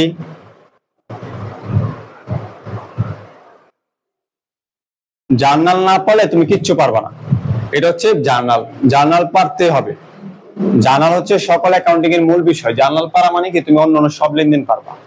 আমরা জার্নালের ক্লাস নিচ্ছি 4টা, এবং এই জার্নাল থেকে হুবহু 10 মার্কের প্রশ্ন আসবে। ঠিক আছে, অনেক গুড়ে 10 মার্কের প্রশ্ন শুধু জার্নাল থেকে চলে আসে, এবং এমনি তো 4 মার্কের প্রশ্ন আছে জার্নাল থেকে। তার মানে জার্নাল তোমাকে শিখতে হবে, জার্নালের না শেখার কোনো রাস্তা নেই। ওকে, এবং আমরা এর পরবর্তীতে যে চ্যাপ্টারটা করবো সেটা হচ্ছে ইকুয়েশন। ইকুয়েশন চ্যাপ্টারে 100% 10 মার্ক প্রতিটা ডিপার্টমেন্টে আসবে, এটা কোনো মিস নাই, বুঝছো? তার মানে এর পরবর্তী যে চ্যাপ্টারটা খুব ইম্পর্টেন্ট একটা চ্যাপ্টার। আচ্ছা, তাহলে আমরা বুঝতে পারলাম যে সাপ্লাইস হচ্ছে সম্পদ। সাপ্লাইস কি সম্পদ? তাহলে আমি 14 তারিখে সাপ্লাইস কিনি, তাহলে সাপ্লাইস ডেবিট কত? 700। আর হচ্ছে ক্যাশ অন অ্যাকাউন্ট কিনছি না, বাকিতে আছে, তাহলে অ্যাকাউন্টস পেয়েবল ক্রেডিট কত? 700। এখন 31 তারিখে এসে বলছে সাপ্লাইস অন হ্যান্ড, মানে সাপ্লাইস হাতে আছে, the end of the month, মাসের শেষে 250। শোনো, আমার কাছে 700 টাকার সাপ্লাই ছিল, সম্পদ ছিল। এখন আমাকে বলতেছে যে এই মুহূর্তে আমার হাতে আছে 250 টাকার সাপ্লাইস। তাহলে বলো তো তোমরা এখানে কত টাকার সাপ্লাইস খরচ হয়েছে? বলো। 750 টাকা, 700 টাকার সাপ্লাইস থেকে যদি তোমার হাতে থাকে 250 টাকার সাপ্লাইস, তাহলে তোমার কত টাকার সাপ্লাইস খরচ হয়েছে? 450 টাকার সাপ্লাইস খরচ হয়েছে। 450 টাকার সাপ্লাইস কি হয়েছে? খরচ হয়েছে। তাহলে 450 টাকার সাপ্লাইস যদি খরচ হয়, তাহলে এখন তুমি কি লিখবা? সাপ্লাইস খরচ, খরচ বাড়া ডেবিট, তাহলে সাপ্লাইস এক্সপেন্স ডেবিট কত? 450। Supplies expense debit 450। তাহলে সাপ্লাইস খরচ হয়েছে, খরচ বাড়লে ডেবিট হয়।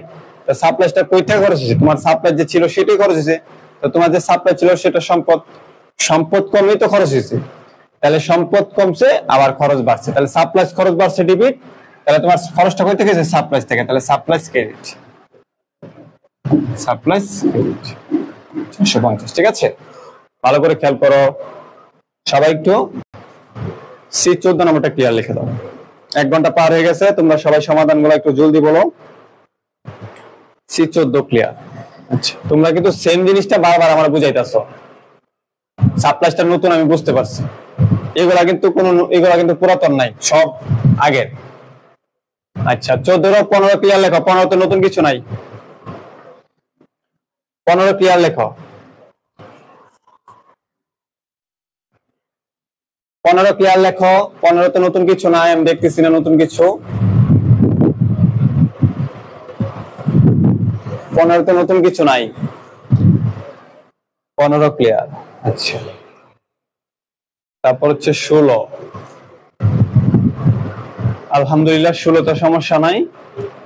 তারপর হচ্ছে 17, তারপর হচ্ছে 18। না, এগুলা সব ইজি, আমি সবগুলা লাস্টে দিছি, ইজি গুলা সবগুলা করার জন্য। আচ্ছা, সবাই একটু 15 16 17 18 বলো, সব ক্লিয়ার লেখো। 15 16 17 18, সবাই 18 পর্যন্ত ক্লিয়ার?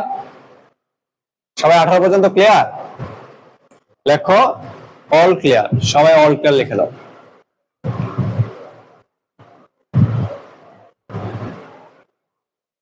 All clear. আমি তোমাদেরকে 5 মিনিট টাইম দিলাম। 5 মিনিটের মধ্যে তোমরা কমেন্টে যেটা বলবা আমি সেটা আনসার দিব। ঠিক আছে, বলো কমেন্টে কি কি কি? Rashed, thank you sir, all clear. Okay, আলহামদুলিল্লাহ। কমেন্টে কিছু থাকলে বলো। 18 30 শেষ সমস্যা। ইসরাত জাহান রেশমি 18 30 নাম্বার বলে সমস্যা। আচ্ছা 30, আচ্ছা এটা 18 30, কোন 30টা? এই যে, আচ্ছা আচ্ছা আচ্ছা, আমি দুইটা করে দিচ্ছি। এটা paid salaries for the month 15,000, salary debit cash credit. এটা paid 6000 to Moon company on account. এটা হচ্ছে পেড, টাকা পরিশোধ করা হচ্ছে মুন কোম্পানি। মুন কোম্পানিকে অন অ্যাকাউন্ট, মানে মুন কোম্পানি তোমার কাছে টাকা পাইতো। তাহলে মুন কোম্পানি যদি তুমি টাকা পরিশোধ করো, সে তোমার কাছে টাকা পাইতো, সে পাওনাদার। তো তুমি তাকে টাকা দিলে 5000 কমবে, 5000 কমলে কি ডেবিট, তাহলে 5000 ডেবিট কত? 6000 টাকা। তোমার নগদ টাকা কমবে, নগদান সম্পদ কমলে ক্রেডিট হবে। তাহলে তোমার কাছে সে টাকা পাইতো, টাকা দিলে তোমার দায় কমবে, 5000 কমবে, 5000 কমলে debit, accounts payable debit, cash credit. ঠিক আছে, ওকে। যারা ইসলাম স্যার, স্টেশনারি আর ইউটিলিটিসের মধ্যে পার্থক্য কি একটু বলেন? আচ্ছা, স্টেশনারি হচ্ছে তোমার কাগজ, কালি, কাগজ এবং কালি জাতীয় যে বিষয়গুলো সেগুলোকে বলা হয় স্টেশনারি, মানে বাংলাতে বলা হয় মণিহারি। কাগজ, কালি, কার্বন। আর ইউটিলিটিস এক্সপেন্স গুলো হচ্ছে আমরা যে বাসায় থাকি বা আমাদের দোকান আছে, সেখানে কারেন্ট বিল, বিদ্যুৎ বিল, গ্যাস বিল, পানির বিল, এগুলাকে বলা হয় ইউটিলিটিস এক্সপেন্স, এটা বাংলাতে বলা হয় উপযোগ খরচ। আচ্ছা, বাংলাতে কি বলা হয়? উপযোগ খরচ। ওকে, যে নিউ আসো বুঝতে প্রবলেম হলে আমাদের ইউটিউব চ্যানেলে সবগুলা ক্লাস সিরিয়াল আছে, সেটা করে নেবেন। আচ্ছা, ঈশিতা দেবনাথ, ঈশা, হ্যাঁ স্যার আমার এসএমএসটা হ্যাঁ বলছি। আচ্ছা রবিউল, ব্যক্তির নাম থাকলে অ্যাকাউন্টস পেয়েবল এর জায়গায় যদি ব্যক্তির নাম দেয় তাহলে কি প্রবলেম হবে? আসলে ব্যক্তির নাম থাকুক আর যাই থাকুক, ব্যক্তির নাম বসানো যায় না, ঠিক আছে? সেটা দেনাদার এবং পাওনাদার হবে। যদি বলা হয় তোমার, আমরা যেমন করেছিলাম এই ক্লাস 9 10 ইন্টারমিডিয়েটে, সাবসিডিয়ারি লেজার হচ্ছে যেটাকে সহকারী খতিয়ান বলে, ওইখানে নাম ইউজ করা লাগে। নর্মালি নাম ইউজ করা লাগে না, নাম ইউজ করবো না, ঠিক আছে? তুমি লাগবে অ্যাকাউন্টস পেয়েবল আর অ্যাকাউন্ট রিসিভেবল। আচ্ছা, বিপিন সোর্স অ্যাকাউন্টিং কোশ্চেন কাঠামো কিরকম, অর্থাৎ কোন প্রশ্ন অঙ্ক কত মার্কস? ভাই প্রশ্ন কাঠামো কেমন তোমরা এই সোর্স অ্যাকাউন্টিং বইয়ের পিছনে দেখে নিবা, তাহলে সুবিধা হবে। আমি যদি বলি অনেক সময় লাগবে। নাইট ফয়সাল, কি সুন্দর ক্লাস করে আমাদের সেকেন্ড ইয়ার একটা সাবজেক্ট ও ফ্রি করায় না। সব ইয়ার যদি ফ্রি পড়ায় তাহলে আমি কেমনে চলবো ক? এই যে বুটটা 4,30,000 টাকা বুটটার দাম, ঘরে খরচ হয়েছে আরো 3 লাখ টাকা, আমার বউ বাচ্চা আছে, চলতে হইব না রে। আচ্ছা বুঝছি, তাহলে সমস্যা আছে। ওকে, না আমার এখানে কোনো উত্তর শিট নাই, শুধু কোশ্চেন আছে, আমি উত্তর শিট করি নাই। তোমরা বই কিনে নিও, কমার্স পাবলিকেশন বই কিনে নিও, বই কিনে নিলে সবগুলো উত্তর পাবে। এটা কমার্স পাবলিকেশন থেকে উঠাইছি, বই কিনে নিও। ওকে, এখন তোমাদের সাথে একটা কথা বলি। তোমরা কিন্তু এই যে ফিনান্স এবং ইকোনমিক্স কোর্সে ভর্তি হয়ে যাও, আমি কিন্তু এইভাবে অ্যাকাউন্টিং যেভাবে বুঝাই পড়াই সেভাবে কিন্তু আমি তোমাদেরকে পড়াবো, ঠিক আছে? ফিনান্স এবং ইকোনমিক্স কোর্সে ভর্তি হয়ে যাও, হ্যাঁ? ওকে, এখন তোমাদের এক্সাম, ঠিক আছে? এক্সাম হচ্ছে তোমাদের স্যাটারডে 9:30 PM। ওকে, 9:30 PM, ঠিক আছে? আমি তোমাদেরকে 10টা জার্নাল দিব 10 মার্কের। তোমরা জানো যে তোমরা যারা এই পরীক্ষাগুলো দিবা তোমাদের সবগুলা রেজাল্ট কাউন্ট করা হবে, এবং এই পরীক্ষার অংশগ্রহণকারীদের মধ্যে যারা প্রথম 10 স্থান অর্জন করবে, প্রথম 10, ধরো 50 জন পরীক্ষা দিচ্ছে, প্রথম 10 জনকে 10 সেট বই দিব, ঠিক আছে? তাহলে আমি 10টা জার্নাল দিব। এটা হচ্ছে তোমাদের এক্সাম নাম্বার 1। এটা টপিক কি? এক্সামটা কিসের উপর হবে? জার্নালের উপরে। আমি জাস্ট 10টা জার্নাল দিব, তোমরা 10টা জার্নাল আনসার করে যেমনি পরীক্ষা দিবা এমনি সুন্দর করে বইয়ের মতো করে আনসার দিবা, তারপরে দিবা, তোমরা এই যে ব্যাখ্যা দিবা সবকিছু। তার পরীক্ষা কি? স্যাটারডে, কি বারে? শনিবার, সেম তোমাদের ক্লাস টাইমে পরীক্ষা হবে, ঠিক আছে? ওইটা জানাল 10টা জানাল। 10টা জানালের জন্য তুমি সময় পাবে হচ্ছে 20 মিনিট। কত মিনিট? 20 মিনিট। এবং এই 10টা জানার জন্য তুমি কত মার্কস পাবে? 10 মার্কস, ঠিক আছে? আমি পরীক্ষা একটু বলে দিই কিভাবে দিবা। আমাদের যে 11 প্লাস একাডেমি একটা গ্রুপ আছে, অফিসিয়াল 11 প্লাস একাডেমি গ্রুপ, এবং এই গ্রুপে যাদের পোস্ট করতে প্রবলেম হয় আমাদের আরেকটা গ্রুপ আছে। আমরা 2টা গ্রুপের লিংক তোমাদের মেসেঞ্জার গ্রুপে দিয়ে দিব। তোমরা আমি এই 9:30 তোমাদেরকে সব জায়গায় আমি একটা প্রশ্ন বানায় দিব। ওই প্রশ্নটা তোমাদের 9:30 তোমাদের কাছে পৌঁছাবে। তো তোমাদের পরীক্ষা টাইম হচ্ছে কত? 20 মিনিট। তো এই 20 মিনিটে তুমি এই যে 10টা জাবেদা সুন্দর করে ব্যাখ্যা সহ লিখবা, ঘরটর বানায়া। লেখার পরে 20 মিনিটের মধ্যে এই গ্রুপগুলাতে তুমি যে খাতায় লিখছো সেই খাতার ছবি উঠায়া তোমার নাম বলবা আর সেশন বলবা, ঠিক আছে? বলে তুমি সাবমিট করে দিবা।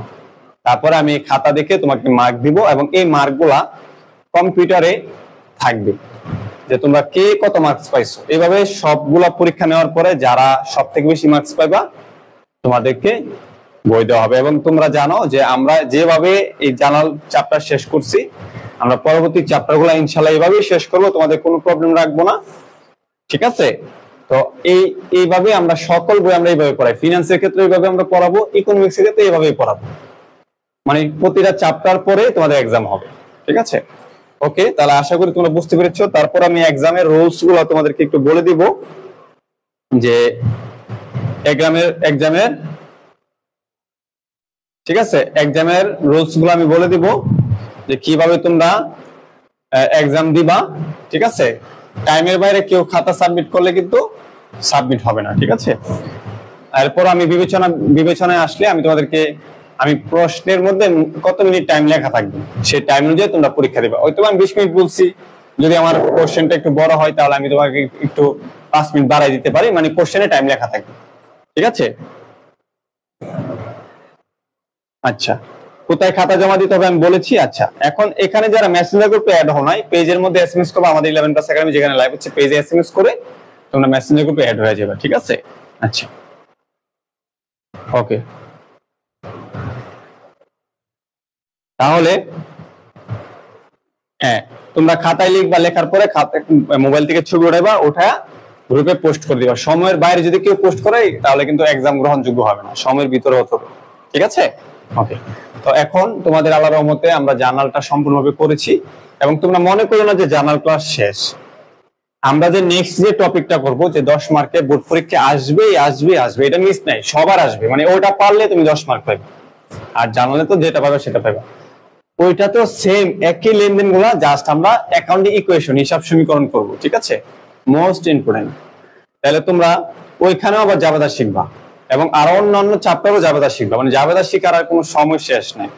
জাস্ট আমরা একটা লিমিটেড কিছু জার্নাল ছিল সেগুলো আমরা করে ফেলছি, এবং এটার পরীক্ষা নিব। তোমাদের পারফরমেন্সটা আমি একটু দেখবো যে কে কেমন পারো, এবং এখানে কিছু নতুন জাবেদা থাকতে পারে। এখন জাবেদার সিস্টেম কি, সম্পদ খরচ উত্তোলন বাড়লে ডেবিট, আয় দায় কমলে ক্রেডিট, আর আয় দায় মূলধন বাড়লে ক্রেডিট কমলে ডেবিট। এই রুলস অনুযায়ী ফালায় তুমি জাবেদাগুলো করবা, হোক নতুন জাবেদা হোক পুরান জাবেদা। তোমাকে সিস্টেম শিখেছি, সিস্টেম অনুযায়ী তুমি জাবেদাগুলো করবা, ইনশাআল্লাহ যে 10টা জাবেদা পাবো 10-এ 10 পাবে। আচ্ছা, এখন ফিনান্স কোর্স যারা ওল্ড সেশনে, তোমরা ওল্ড সেশনের রেকর্ডটা করে নিবা। ঠিক আছে, আবার প্লাস নতুন সেশনের লাইভটাও পাইবা, সেম ইকোনমিক্স কোর্সটাও, দুইটাই পাইবা। আর তোমরা যারা নতুন সেশন 23-24 ফিনান্স কোর্স করো, ইকোনমিক্স কোর্স করো, তোমরা আগের ইয়ারের রেকর্ড কোর্সটাও পাইবা, এবং তোমাদের জন্য নতুন লাইভ কোর্সটাও থাকবে।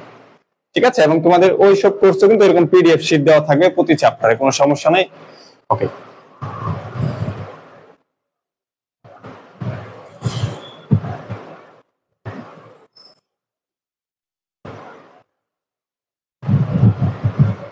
আচ্ছা তাহলে আজকে তোমাদের জন্য এতটুকুই। তাহলে ভালো থাকো, সবাই সুস্থ থাকো, দেখা হবে পরবর্তী ক্লাসে। এবং আমি পরীক্ষার নোটিশ আমি একদম লিখিতভাবে দিব, তোমরা পড়লে বুঝতে পারবে ইনশাআল্লাহ। আসসালামু আলাইকুম।